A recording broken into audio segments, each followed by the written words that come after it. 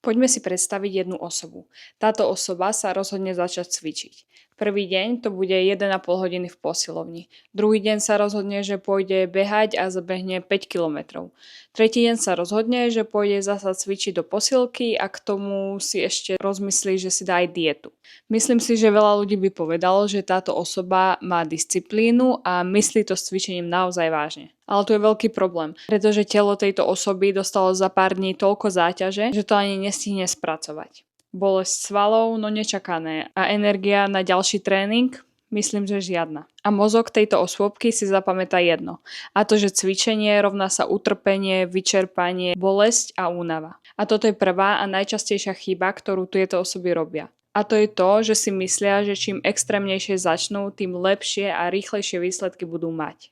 Pravda je však ale úplne inde. Pravda je taká, že najúspešnejší ľudia vo fitness nezačali dvojhodinovými tréningami vo fitku. Začali úplne jednoducho, a to 15-20 minút cvičenia.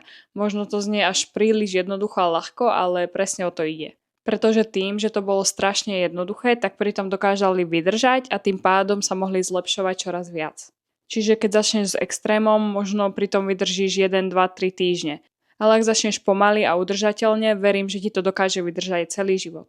Ďalšou chybou, ktorú táto osoba robí, je to, že chce výsledky hneď. Ale tu musí prísť jedna otázka. Koľko rokov si necvičil? Je to 1 rok, 2 roky, 5 rokov, 10 rokov, alebo si necvičil celý život? A teraz akože očakávaš, že budeš mať výsledky za 1 mesiac? Musím priznať, že to chápem, pretože žijeme v dobe, kedy máme všetko okamžite. Objednáš si jedlo a za 15 minút ho máš doručené. Chceš si pozrieť nejaký film, tak klikneš pár klikov na počítači a máš ho pustený. Alebo potrebuješ nejakú informáciu, tak to napíšeš umelej inteligencii a za pár sekúnd máš odpoveď. Čiže tvoj mozog si na takéto veci jednoducho zvykol. Ale telo funguje úplne inak. Pretože telo sa mení pomaly. A to nie je chyba, ale je to jednoducho biológia. Problém nastáva vtedy, keď táto osoba sa postaví pred zrkadlo po 3 týždňoch cvičenia a nevidí žiadnu drastickú zmenu a povie si, že to nemá žiadny význam. A tým pádom aj skončí. Ale čo sa za tieto 3 týždne stalo, čo táto osoba nevidí? Jej srdce mohlo začať pracovať oveľa efektívnejšie. Svaly začali rásť, aj keď ich možno ešte nevidno, pretože má určité množstvo tuku, cez ktoré to ešte možno nemusí byť úplne vidieť. Mohol sa zlepšiť jej spánok, stupnúť energia, možno aj myšlienky v hlave má oveľa lepšie a čistejšie. Ale toto tá osoba v zrkadle naozaj nevidí. A smutné je, že táto osoba prestane presne vtedy, keď to začne fungovať. Jej telo pracuje pod povrchom už týždne pred tým, ako je to viditeľné zvonku. Takže čo by som jej poradila, namiesto toho, aby sa pýtala sama seba, či vidí výsledky zvonku, mohla by sa radšej opýtať, či sa cíti lepšie, spí lepšie alebo má viac energie. Lebo to sú výsledky, ktoré prídu oveľa rýchlejšie ako tie zvonku. Ďalšou chybou, ktorú táto osoba vykonáva, je to, že sa porovnáva. Otvorí Instagram a tam vidí namakaných chlapov, ktorí vyzerajú ako z Photoshopu, taktiež ženy, ktoré majú krivky a vyzerajú, že trénujú 7-krát týždenne a do toho ani dokopy nič nejedia. A táto osoba sa potom porovnáva s tým, že ona po svojom prvom tréningu je zapotená, bolia ho kolena a ledva tento tréning zvládla. A v jej hlave sa automaticky vynoria myšlienky, že nikdy nebude vyzerať tak ako on či ona, tak na čo sa má vôbec snažiť. Ale toto je totálny zabijak motivácie. Nevie, že ten chlap alebo žena na Instagrame môžu mať osobného trénera, výživového poradcu, cvičia niekoľko rokov a taktiež presne tá fotka je dobre nasvietená, s dobrým filtrom a s dobrým uhlom. Keby to mám prirovnať napríklad ku knižke, tak dajme tomu, že táto osoba je na prvej kapitole. A tá osoba, ktorú vidí na Instagrame, tak tá píše svoju 30. kapitolu. Ako sa môže porovnávať človek, ktorý ešte iba začína s niekým, kto je už oveľa ďalej? Nedáva to žiadny zmysel. Keby si to táto osoba uvedomí, tak vie, že je to nefér. Ak by som mohla tejto osobe poradiť, tak kľudne sa porovnávaj, ale porovnávaj sa sama so sebou. Porovnávaj sa kľudne s tým, ako si vyzerala pred mesiacom. Si dneska lepšia ako minulý týždeň, alebo si zvládla o pár opakovaní viac? Myslím si, že toto by pre tú osobu mali byť malé výhry. Čiže progres nie je o tom porovnávať sa s ostatnými, ale skúsiť byť lepší, ako si bol včera. Ďalšou chybou, čo táto osoba robí, je to, že si myslí, že musí byť 100% motivovaná. A poviem ti možno niečo, čo nechceš počuť. Ale motivácia je úplne k ničomu. Tak nech ti to vysvetlím. Motivácia je emócia. A emócie sa menia. Ráno si mohla mať motiváciu, ale večer už toľko nie. Alebo pondelok si úplne namotivovaná a v stredu ťa to už celkom prejde. Keď vidíš nejaké inšpiratívne video, tak ťa to namotivuje a máš pocit, že zvládneš úplne všetko. A potom je deň, kedy prší a si unavená z práce a nechce sa ti absolútne nič. Takže ak čakáš na motiváciu, že začneš cvičiť, tak môžeš čakať kľudne celý život. Ja to mám veľmi podobne. Ešte ráno som mala motiváciu točiť toto video a kým som si všetko nastavila, tak ma táto motivácia prešla.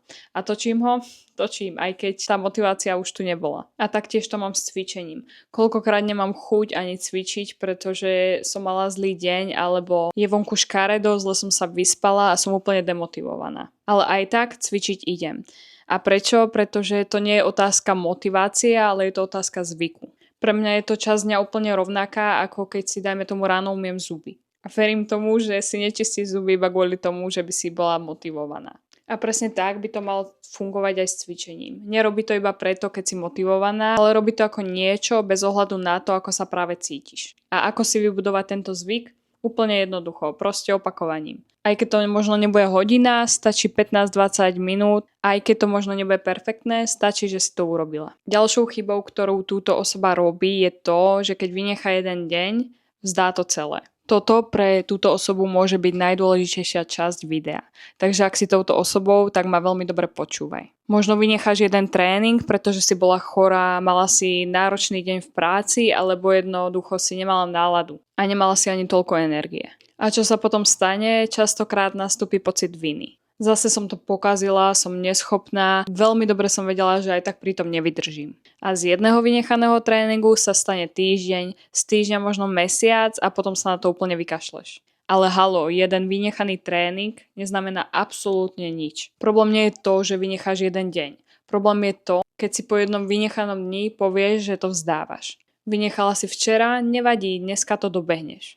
Nie budúci týždeň, ale dneska. Úplne dokonalá konzistencia neexistuje. Existuje ľudská konzistencia, jednoducho s chýbami, výpadkami, ale s návratom. Čiže si zapamätaj, že jeden vynechaný tréning nič nemení. A presne chyby tejto osoby sú aj to, prečo robím to, čo robím. Keď som začala chápať všetky tieto dôvody, prečo tieto osoby začnú, ale hneď skončia, ako sú extrémny štart, nereálne očakávania, porovnávanie, závislosti na motivácii, pocit viny z vynechaného tréningu, rozhodla som sa veci robiť trochu inak. Preto aj u mňa na kanáli nájdeš rôzne tréningy, ktoré nie sú strašne dlhé. Zaberú ti maximálne 20-30 minút z domu, bez vybavenia, s činkami, gumami. Presne podľa toho, na čo sa budeš cítiť a ako budeš vládať. Pretože verím, že to môže niekomu pomôcť. Lebo tieto tréningy sú reálne a dajú sa zvládať dlhodobo. A hlavne nevyžadujú žiadne cestovanie, ktoré taktiež zaberá veľa času, drahé vstupy do fitiek a dokonca ani perfektné podmienky.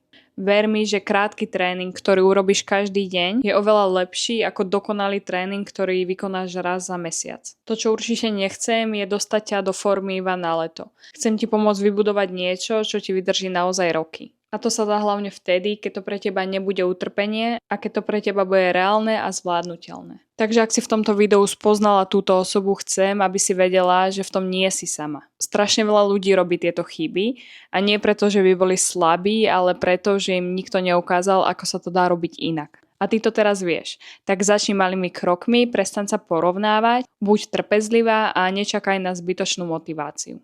A ak náhodou vynecháš jeden tréning, nevadí, vráť sa na ďalší deň. Ak ti toto video dalo niečo hodnotné, určite ho podpor lajkom a do komentára mi napíš, či si sa s touto osobou stotožnila v niektorých z bodov a ak áno, v ktorých. A ak poznáš niekoho, kto začína stále odznova, určite mu zdieľaj toto video. A verím, že sa vidíme pri ďalšom videu. Ahoj.